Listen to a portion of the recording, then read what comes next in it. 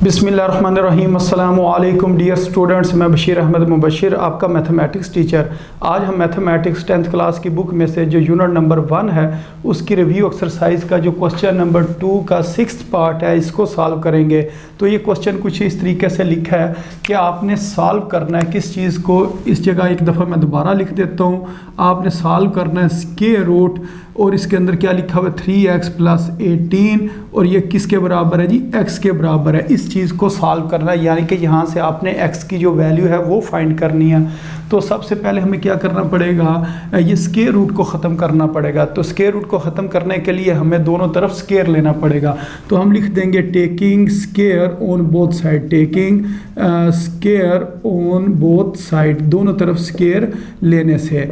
तो जो उर्दू मीडियम के स्टूडेंट होंगे वो लिखेंगे दोनों तरफ मरबा लेने से, दोनों तरफ मरबा लेने से।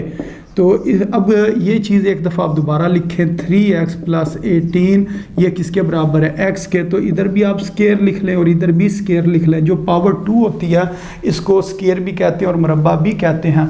अब ये जो स्क्वायर और स्क्वायर रूट ये कैंसिल हो जाएगा, ये आ जाएगा 3x + 18 ये किसके बराबर आ जाएगा, x² के बराबर आ जाएगा। अब ये जो x² है इसको अगर हम इस साइड पर ले आए तो ये आ जाएगा -x², और इसके साथ अगर कोई साइन नहीं लिखा हुआ तो ये प्लस में होगा, +3x + 18 ये किसके बराबर है, 0 के बराबर है। तो अगर आप चाहें तो पहली जो टर्म होती है यानी कि x², तो ज़्यादा बेहतर यही होता है कि ये वाली टर्म किस में होनी चाहिए, प्लस में होनी चाहिए, लेकिन ये माइनस में है। अगर माइनस में भी लिखी रहे तो कोई गलती नहीं है, लेकिन ज़्यादा आमतौर पर ये जब क्वेश्चन को सॉल्व किया जाता है तो ये जो पहली टर्म होती है इसको हम प्लस में ही लिखते हैं।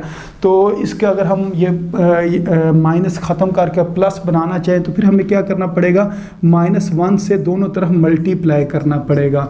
तो अगर हम दोनों तरफ -1 से मल्टीप्लाई कर दें, मसलन एक दफ़ा इसको मैं दोबारा लिखता हूँ, और अब इसको अगर मैं मल्टीप्लाई करूँ -1 को अंदर, तो ये बन जाएगा x², ये बन जाएगा -3x, और ये बन जाएगा -18, और जब -1 0 से मल्टीप्लाई होगा तो 0 ही हो जाएगा, यानी कि इसके हमने क्या किया, साइन चेंज कर ली। अब हमने इसके फैक्टर बनाने हैं। तो फैक्टर बनाने के लिए हमें पता है जो फर्स्ट टर्म होती है और लास्ट टर्म होती है इन दोनों को हम मल्टीप्लाई करते हैं। तो अगर इस जगह पर मैं मल्टीप्लाई करूं तो -18x² आ जाएगा।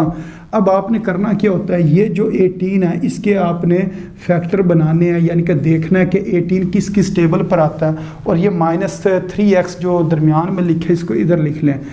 अब 1 के टेबल पर 18 आता है, 2 के टेबल पर 18 आता है, इसी तरह 3 के टेबल पर 18 आता है, यानी कि 2 9s are 18 और 3 6s are 18। अब हमने बनाना कितना, -3।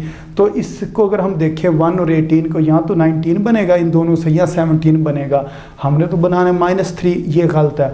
इसी तरह इसको अगर हम देखें, ये 2 और 9 लिखा है, इससे ज़्यादा से ज़्यादा 11 बन सकते हैं और कम से कम 7 बनेगा, तो ये भी ठीक नहीं है।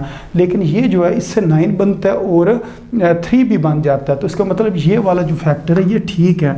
तो ये जो साइन होता है ये आपने बड़ी रकम के साथ लिख देना होता है, ये वाला साइन इधर लिख देना, ये सोच के लिखना। अब इधर मैं क्या लिखूं तो 3 बने, तो इस जगह पर अगर मैं प्लस लिखूंगा -6 और +3 तो फिर आंसर क्या आएगा, -3 आएगा।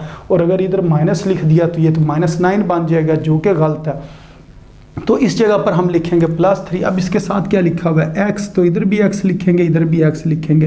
तो ये हमने इस तरीके से ये जो फैक्टर है ये फाइंड कर लिया।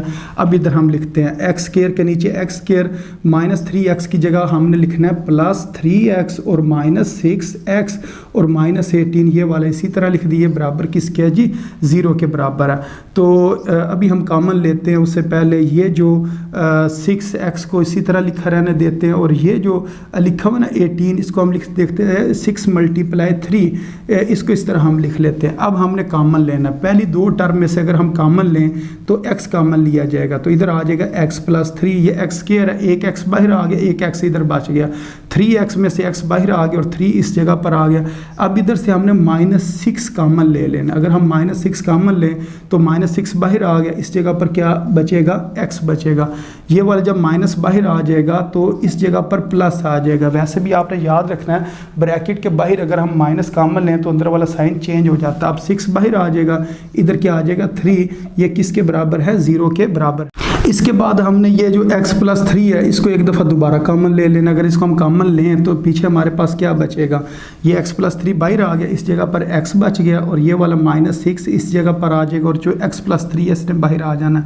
अब इस जगह पर इसको मैं सॉल्व करता हूँ, इसके बाद इस जगह पर आ जाते हैं, यानी कि यहाँ तो x+3 बराबर 0 के है, या ये जो लिखा हुआ है x-6 ये किसके बराबर है जी, 0 के बराबर है। बेशक ब्रैकेट लगा लें या उससे अगले स्टेप में ये ब्रैकेट बेशक आप ख़त्म कर दें। तो यहाँ से अगर हम देखें तो ये +3 इधर आकर क्या हो जाएगा -3, और ये जो -6 है इसने इस तरफ आकर +6 हो जाना। तो इसका जो सोल्यूशन सेट होगा वो किसके बराबर होगा, -3 और 6 के बराबर होगा। और जो उर्दू मीडियम के स्टूडेंट होंगे वो लिख देंगे हल सेट। तो हल सेट किसके बराबर है, -3 और 6 के बराबर है। तो इस तरीके से ये जो क्वेश्चन है इसने हल होना था। तो उम्मीद है आपको इस क्वेश्चन की समझ आ गई होगी। तो अपनी दुआओं में याद रखें। अस्सलामु अलैकुम वरहमतुल्लाहि वबरकातुहू।